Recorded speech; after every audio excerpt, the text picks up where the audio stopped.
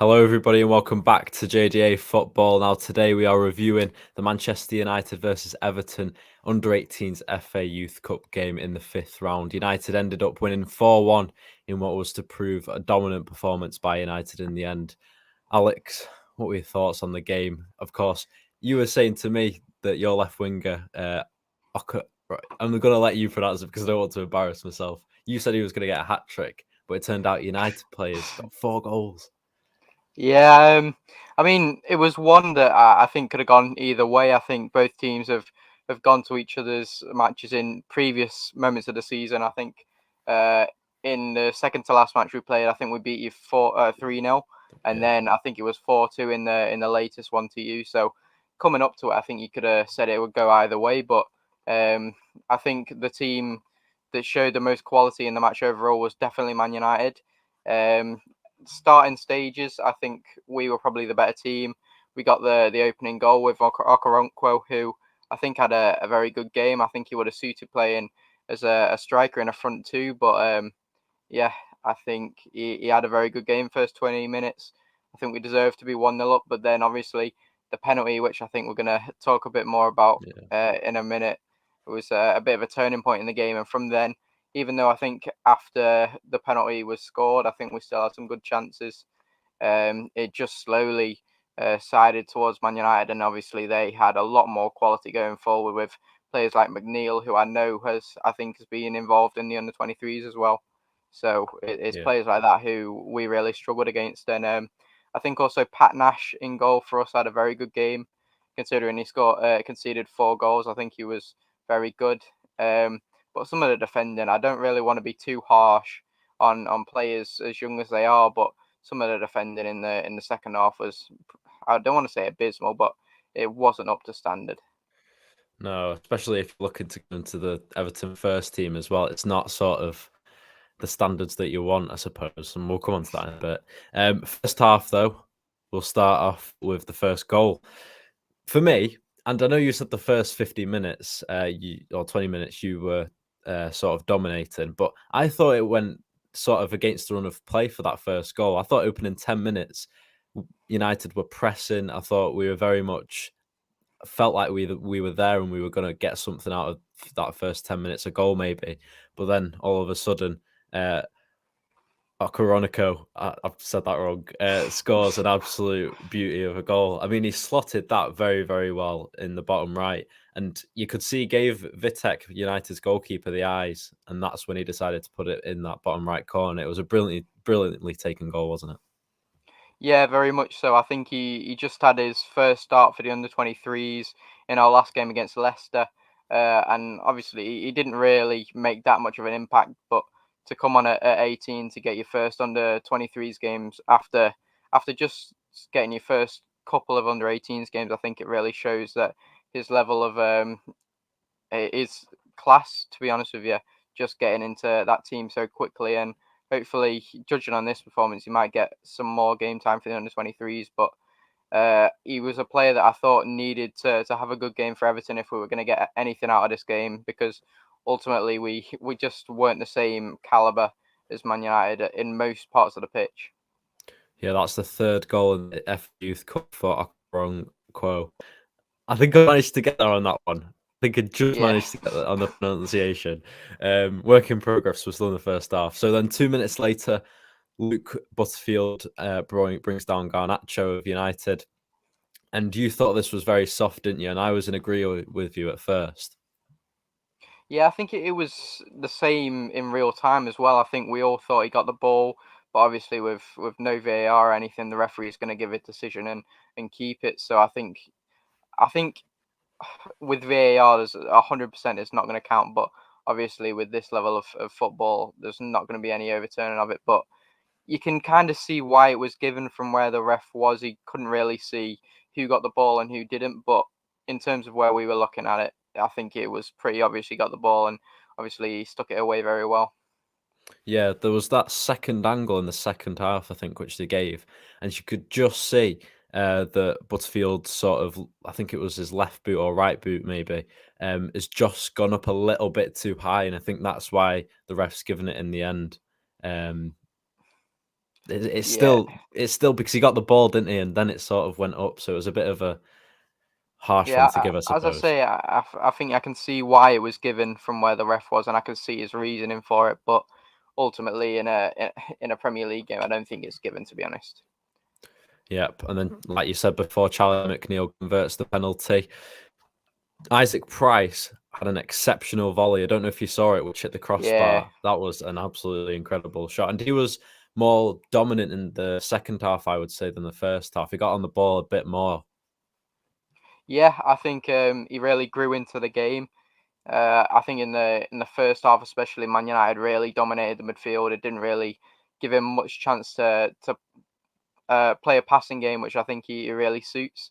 And obviously, I don't think he'd get into the team normally with Lewis Warrington just going out on loan to Tranmere and Luke Butterfield, who I also thought was decent in the game. But he's another player who's had a lot of experience with the 23s. He's even got onto the bench in a Premier League match, which not many of our players can say they have. But I think he had a very a better game, let's say, in the second half. But I think overall, all of our players pretty much ran out of steam, and I think that was really highlighted in the last Man United goal, especially. Definitely. And then the 27th minute came, an incredible leap from Kobe Manue to give United the lead. That was 2-1. And then it was, I mean, 2 goals in 2 games now for Kobe, and it's really good for him and his confidence going forward. He looks an exceptional player as well. And he sort of reminds me of a little bit of Kante, but a bit bigger in sort of his shape and mould. Because I know in the last couple of games he started to get forwards a bit more. Um, and that's why it's gone box to box. And I think it's really working for him. I don't know about you, but I thought it was a really solid reason why United's performance was so good tonight. Yeah, I mean, overall, as I said before, I think Man United really not dominated the midfield, but had most of the possession. And when Everton got the ball, they were right on their toes. So I think that was the main reason why most of your midfielders had a good game.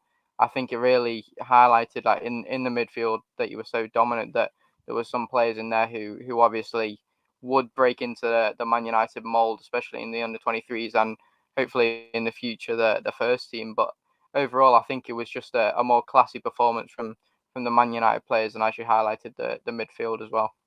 Yeah, Charlie McNeil, I think he really made that goal. He grabbed the ball around the sort of the left wing just before the box, and he saw a bit of space whilst everyone's standing still, and he's ran through that, and he's ended up getting to the edge of the box, putting a ball out to Garado, I think it was, who's whipped it in. That's obviously how we've found the goal through Kobe.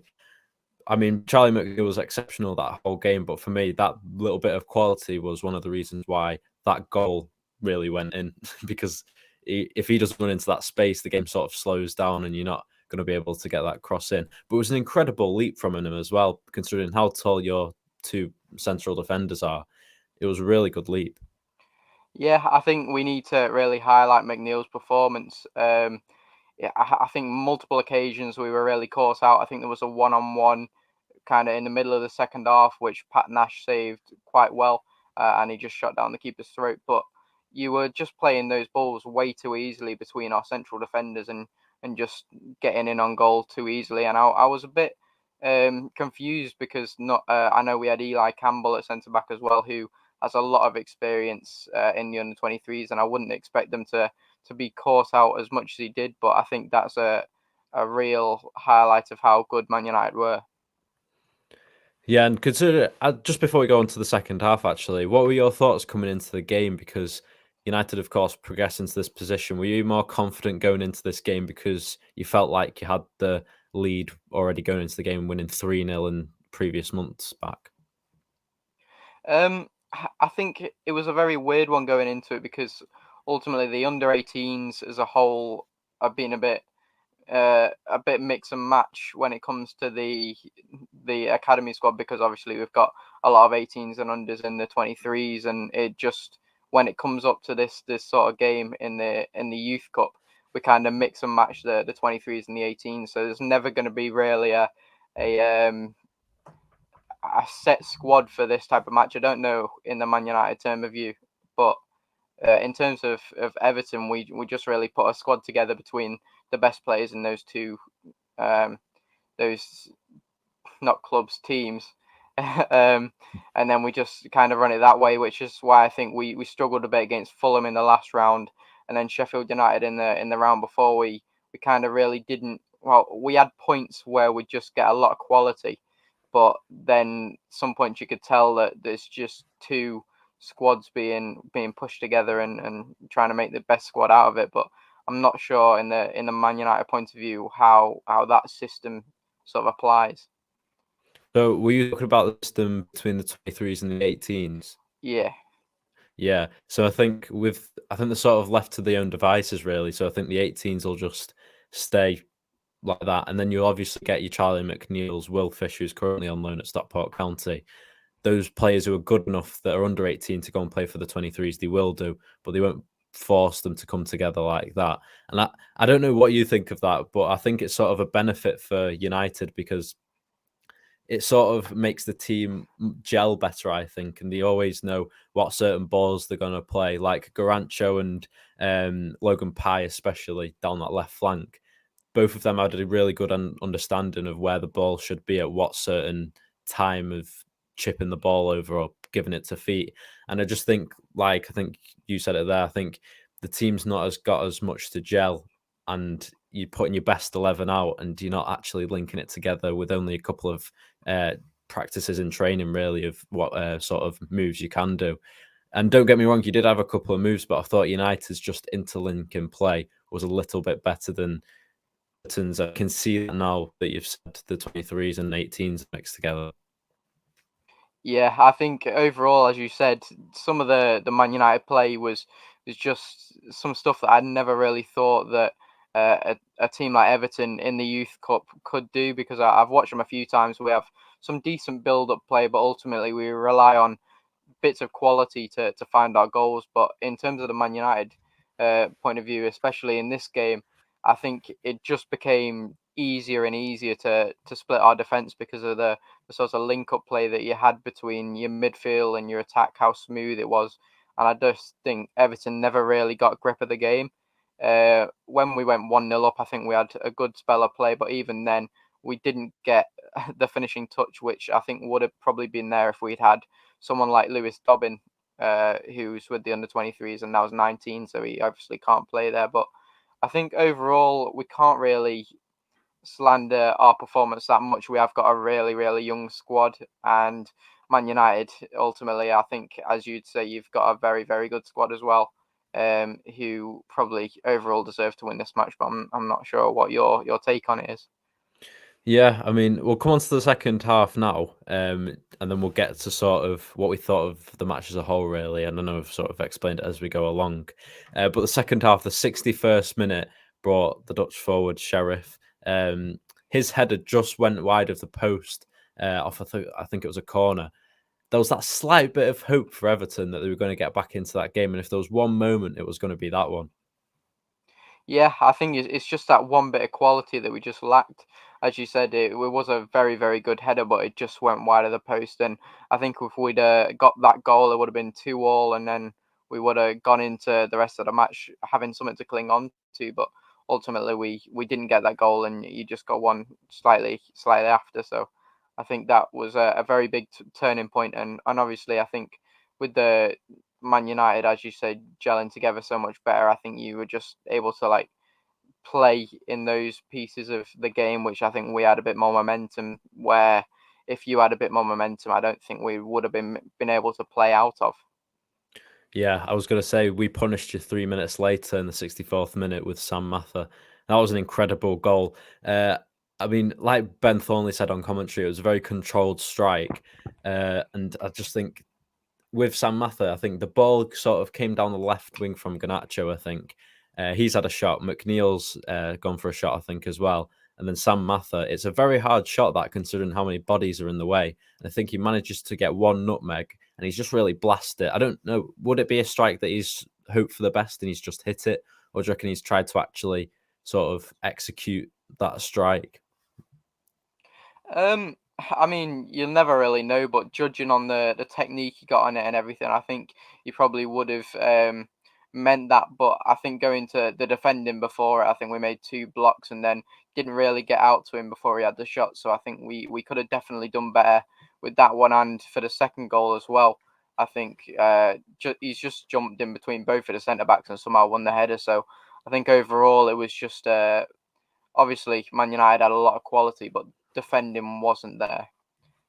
Yeah, that meant Salfordian got every single goal now since the start of the FA Youth Cup in the second round now, for Sam Mather, that is.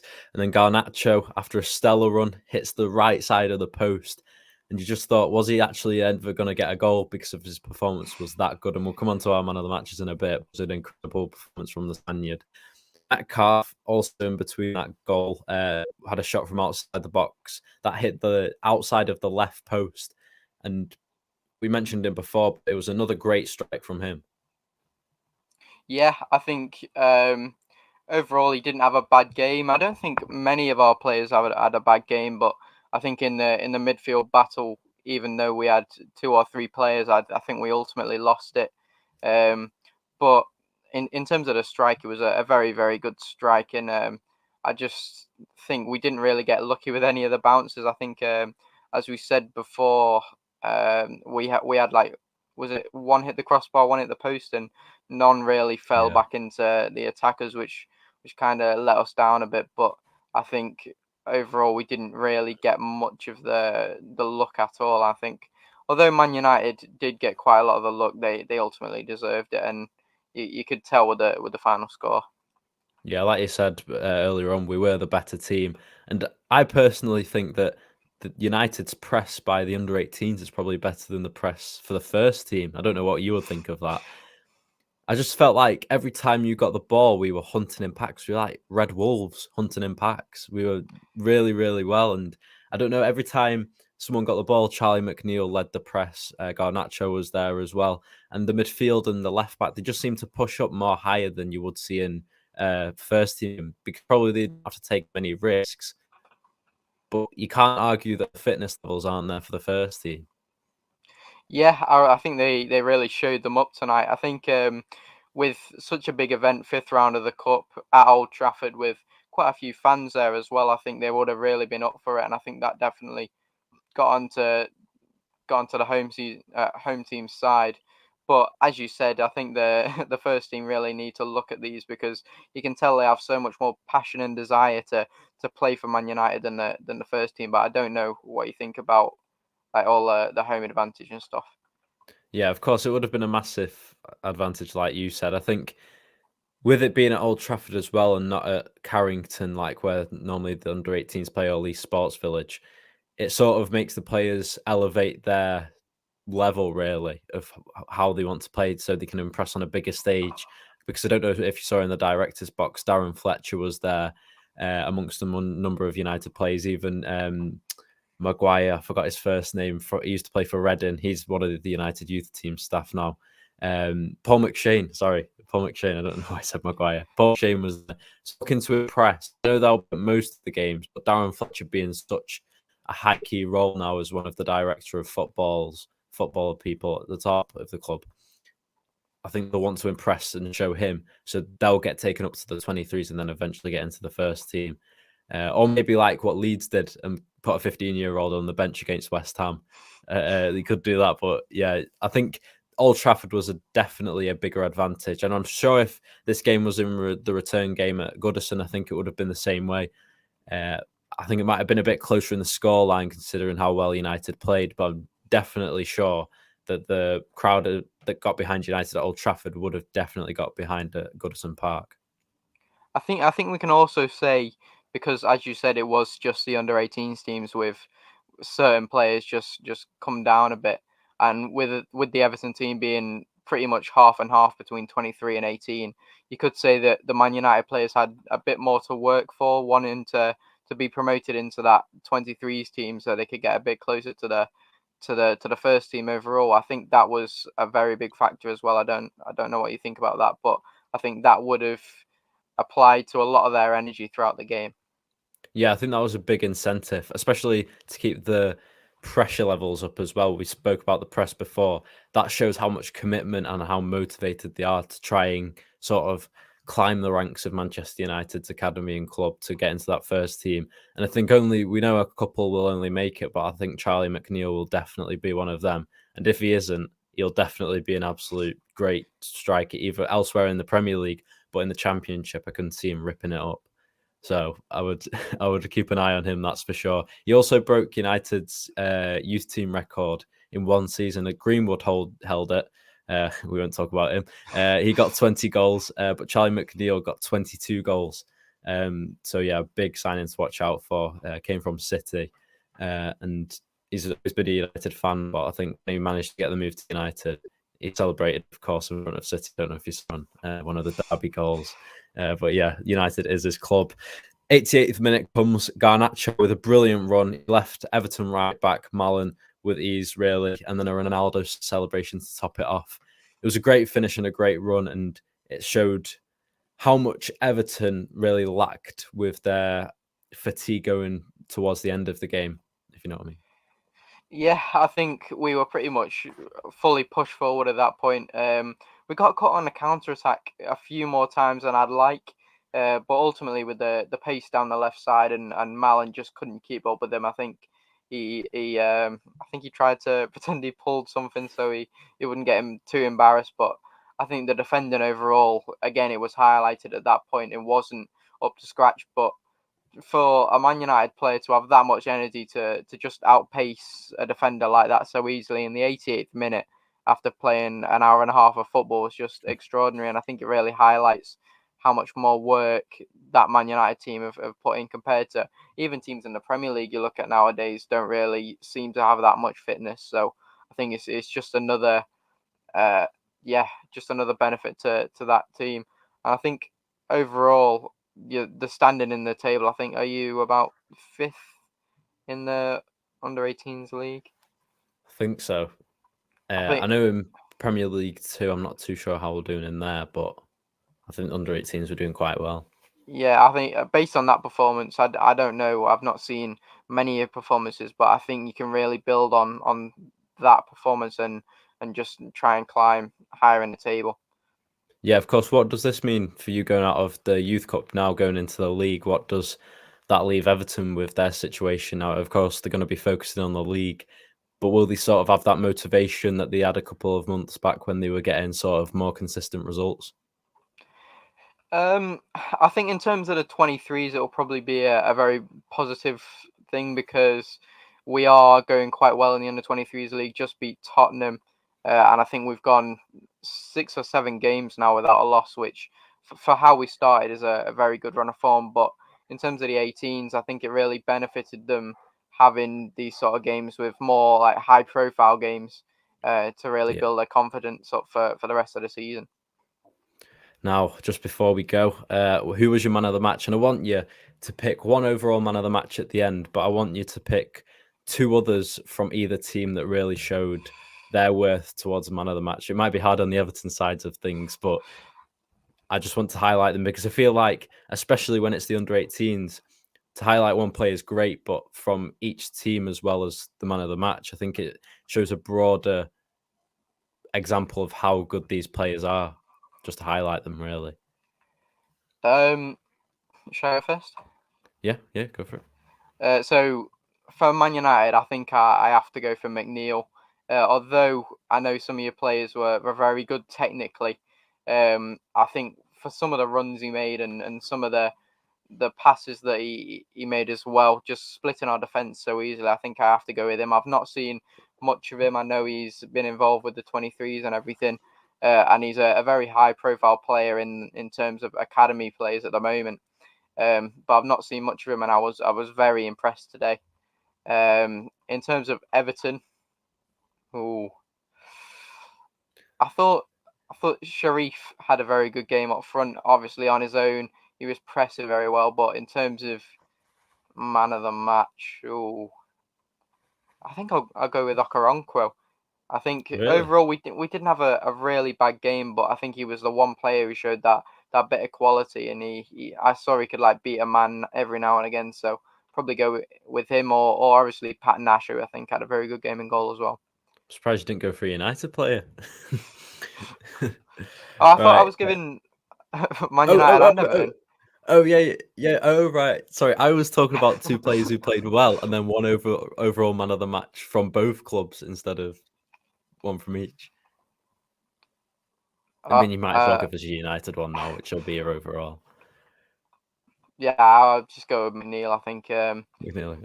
I think you had a few very good players, especially your midfield as well. But I think McNeil just shone in that team overall, which very very good performance. So I think Manchester United, I think one of their key players, and McNeil was one of them. And I want to say McNeil, but I also want to go for a sort of a different option who played very well first half. Second half, he sort of maybe dropped off a bit, but was very much still there. It was Gore, number 8 for Manchester United. I felt like in the midfield, and you said it before, the midfield battle was sort of won by United. And I think he was a key reason for that, really, as well as Kobe Mayando, of course, as well in that two sort of centre defensive midfield spots. I think they really controlled and dictated the play. And I think Gore, with some of his passes, especially to McNeil and Mather, it the ball, the weight of pass was to precision, and I thought it was very, very well executed. So for me, he was my sort of player of the match for Manchester United. And then the Everton side of things, one player who was really impressed by, and I've not actually mentioned him yet, really, was Mills. And I think he's Danny Mills' son. Correct me if I'm Yeah, wrong. Yeah. Stan Mills. Uh, Yeah, Stan Mills, first half, he absolutely obliterated that right hand side, really. And I know Logan Pye was doing very well that first half, I thought, but Mills was putting up a really, really good challenge. And both wingers in that first half were troubling United's back four. And Mills, I think, is he left footed as well? No, he's not, is uh, he? he's right-footed, but Right I've footed. seen him. I've seen a few of his few of his goals with his left. He's not half bad. Yeah, so Mills coming down that side on his right foot, I thought he was really good. He's got a hell of a shot on him as well. Yeah. So another one to look forward for the future. But my overall man of the match, I'm going to have to go with El Spaniard, Garnacho. I mean, absolutely electric down that left side. He never stopped running, like you said before, especially with that goal.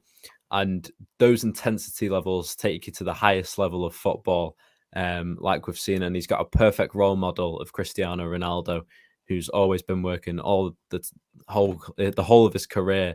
And Garnacho seems to be sort of, I wouldn't say following suit, but following suit in the way of his fitness levels and dedication and drive to be one of the best. And he's came from Atletico Madrid, so he's got something to prove, especially in England. And what a better place to do it than Manchester United, eh? So yeah, a really good performance. And one other player that I would like to point out, he came on in the second half. I'm probably outstretching my option there. Should probably stop, but it was number 16, Oyedele. I felt like he was everywhere since he came on. And there was one moment where he lost the ball, and I think your left back, I believe, who was Samuel Smith, got the ball. And bearing in mind he's lost the ball the other side of the pitch, he's ran the whole of the box to just come and try and get the ball off this player. He doesn't get it off him, and he goes to one of the midfielders. I think it was Metcalf. I mean, he was everywhere, and I think he's very much like sort of a Kante, Jason Park breed-esque player. He runs everywhere, and he'll do a really good job for you. So yeah, for me, I wanted to outline him as well. But it was a great match in general, wasn't it? I know it was 4-1 in the end, but considering we don't watch a lot of sort of under 18s, maybe more 23s, it was a really good game to watch, I thought. Yeah, I think the quality level's risen very highly. There's some players that I think as you mentioned, Samuel Smith playing left back and Martin Sharif, both 15 playing in 18s, and I've seen them both get on the Wow. bench for the 23s as well. So I don't think any of those players on the pitch, Man United or Everton, should come out of that game and say they didn't really play well, because I think the amount of quality that they saw, I think a lot of them could have got on the bench or even got a few minutes in the Premier League. So Definitely. Who have the under 18s for Everton got yet next, do you know, I think we've league wise? got Nottingham Forest, I believe, Oh, in I don't know what match it is. They're not in the Premier League, are they? But we've got them in some sort of match. so would it be another cup Oh, they might competition, be. maybe? Yeah, I think it's. Yeah, it probably will be. Yeah. We'll also want to watch out for United's next FA Youth Cup game will be a quarter-final tie against Leicester City. That'll take place at Old Trafford, I believe, or it will be at home at least. That'll be on the 26th of February, so fairly soon from now, actually. Also, under 18s and sort of the FA Youth Cup, Chelsea knocked Liverpool out, whilst holders Aston Villa and Manchester City have also been eliminated. So some big hitters in there, and I know Everton beat City and Chelsea last year, and then, like you said, messaged me before saying West Brom knocked us out in the end. It really just show how this competition can have a full 360 and turn on its head. Yeah, I think especially last year with Aston Villa winning it, their under 23s obviously were in the second division. So some of the players that came down from the under 23s got into the under 18s and did a fantastic job. So I think there's a lot of players developing, especially from Championship clubs and Premier League clubs as well, in the under 18s, boosting to the under 23s and hopefully just developing the English game overall. And I think this match tonight was a huge benefit to that. Definitely. And I think I just wanted to say about the Garnacho celebration of the Ronaldo celebration with the Sue. I think I didn't expect the noise levels to get that high. I don't know about you, but you could hear all the kids singing it. Would you say singing it or chanting it? I don't Shouting know. it. Shouting it, yeah, shouting it. So I don't didn't highlight that in my head then. I just thought that was crazy to see it was at an under 18s game and that much noise. But yeah, it was a great game in total. And if you wanted to more content like this in the future, especially the FA Youth Cup and sort of the youth side of things with academies, make sure to like this video so we get a general overview of how much you like the Youth Academy and you want us to do more videos and content on it. And also subscribe as well to stay tuned with that academy news and sort of highlights in these post-match reviews, as well as other deals as well as other reviews as well. So yeah, make sure to subscribe. And it says it all on the bottom there. I think over here it should be coming. Social medias. You can follow us on Spotify, Instagram, and Twitter. Links not quite down below, like all the YouTubers say. But yeah, you can follow us on those. And Spotify, we've had some great listeners recently. So yeah, get yourself over there because it is a growing scene. That's a bye from me, Alex. How are And you? me. I'm all right. And we'll see you in the next one.